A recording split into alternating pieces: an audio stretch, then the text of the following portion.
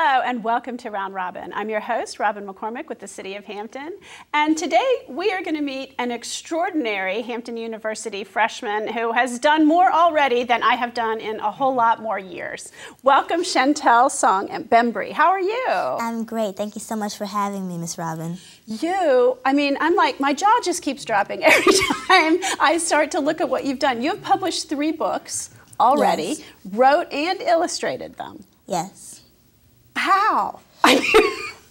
I guess the best way for me to tell you about the Honey Bunch Kids is to tell you how I came up with the idea. Okay. So when I was 10 years old, I loved to read and write, and I loved to watch cartoons. So I created these 3 cartoon characters of my own, and I called them the Honey Bunch Kids.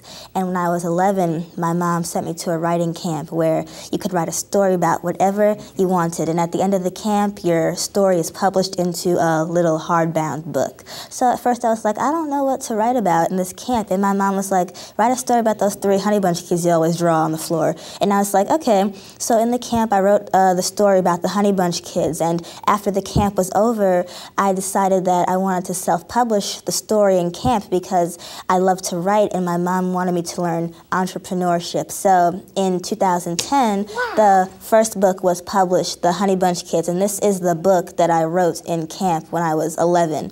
And so oh my gosh. I was 13 and I had this book, and at first I didn't think that kids would like it because I was like, I'm just 13 years old writing a book. What will people think? I'm just a kid. People are not going to like my work.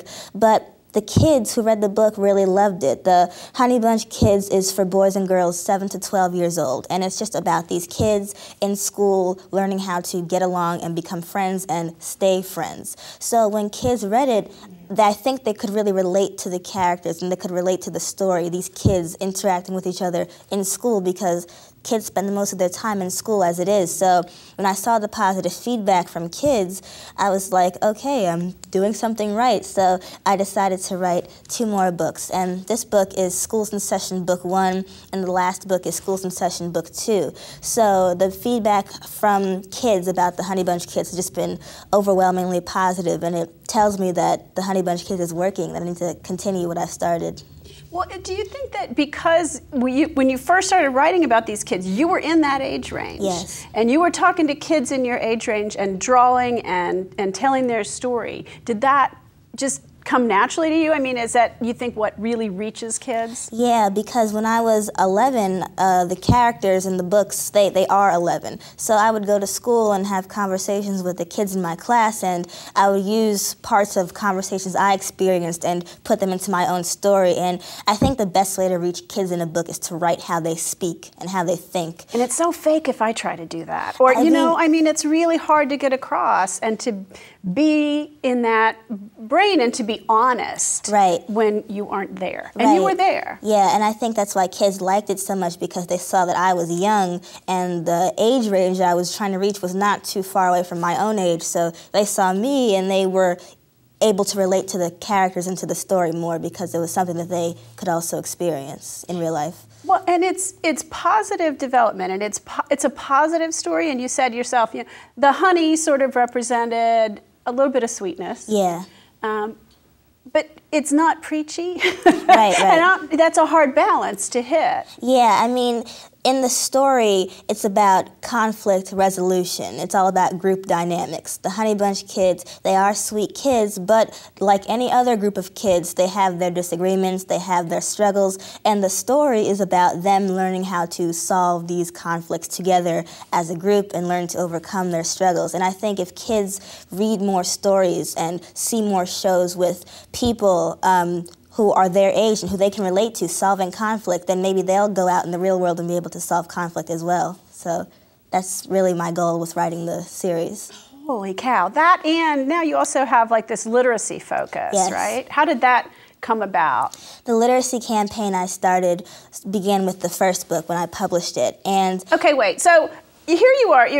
You're what, 13 at this point? Yeah. And you've written a book, and now you've begun a literacy campaign. Yeah. Holy moly! Because and you just say this so naturally, like, well, yeah, I started a literacy campaign at that age. Yeah, because when I wrote the first book, I realized, I can really do something in the community to give back with the book as the focus. So I got several bookings in different schools and libraries and churches, and I would speak to kids on the importance of reading and why reading is so important and how it can help them become better in school and better in the future. And when I would speak to them, I would use the Honey Bunch kids as an example, and I would say, this is my book, this is what I have done because I love to read. Look what you guys can do if you just embrace reading. So I'm happy to say that even though I'm in college, I still continue my literacy campaign whenever I have time.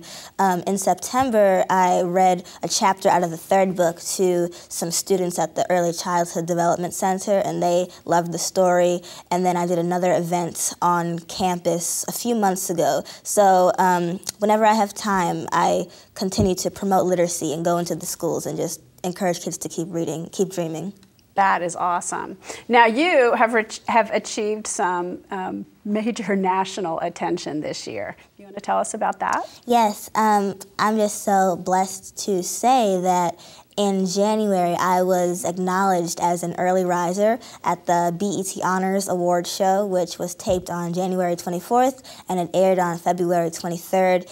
And the BET networks reached out to me and said, we love what you're doing with the Honey Bunch kids, with the literacy. So they found you. This wasn't something you applied for No. necessarily. They had heard about the work you were doing. Yes, they heard about the motivational speaking that I do. They heard about the literacy campaign that I started, and they wanted to acknowledge me for my community efforts. So I went down to Washington, D.C., that's where the show was taped, and it was just amazing to be in the space of so many successful people because I'm in that same space, and it just tells me, keep going, keep doing what I started. So you're in the green room, and I'm going to make you name drop here Okay. because I think this is inspirational Right, to right. other people. So who are some of the people you met? The first person I met was the person who was on the show A Different World, which was created by Bill Cosby a while ago. This man was named Glenn Turman, and he played one of the characters on A Different World. I think he was like the soldier or something, but he was very nice. And then the second person I met was Bobby Brown, and he was just really nice. He actually took the time to sit next to me, and he looked at all of my artwork that I had on my iPad. So he was just sitting there scrolling through all my pictures, and I was like, oh my gosh, it's Bobby Brown looking at all of my artwork. And then the next person I met was Anthony Anderson, and he's the star of the new show Blackish on ABC. And he was just so nice to me. He took a selfie with me. He was awesome.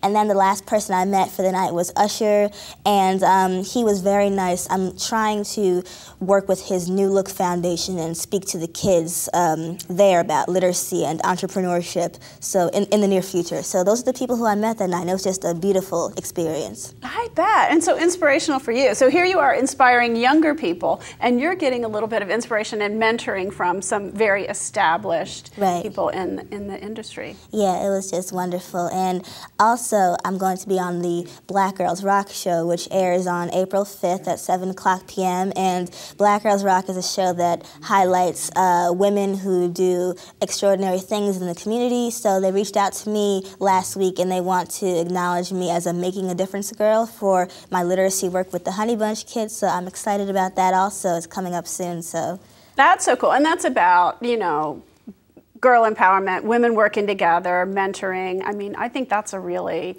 special thing too. Wow, where do you go next, Chental? Next, I'm a broadcast journalism major here at Hampton University, and it's my ultimate goal to develop the Honey Bunch Kids book series into an animated series on television. Right now, I've written several scripts. I've written a Christmas special. I write screenplays. My artwork has gotten a lot better.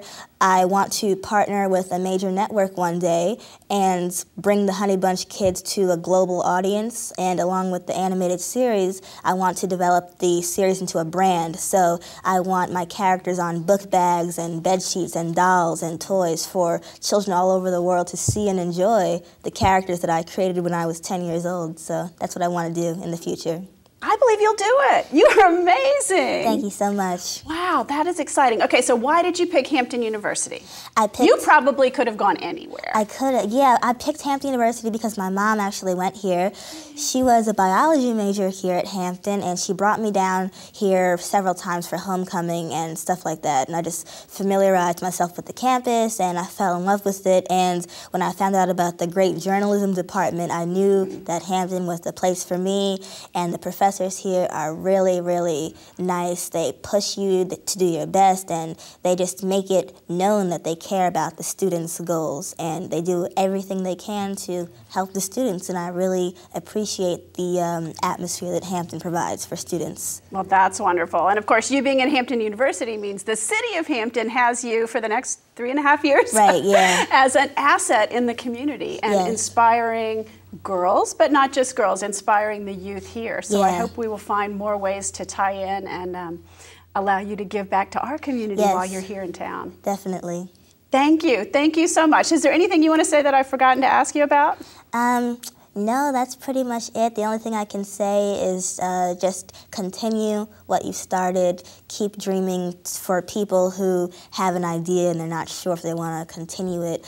Don't stop, because when I was younger, I always wanted to write. I loved to watch cartoons, and now I'm writing books and I'm writing a cartoon of my own that I really see in the future. So if you just keep dreaming and you don't stop and you focus on one thing, because sometimes people like to branch out and do too many things and it doesn't work. If you focus on one thing and don't stop with that, you'll be really pleased with the results.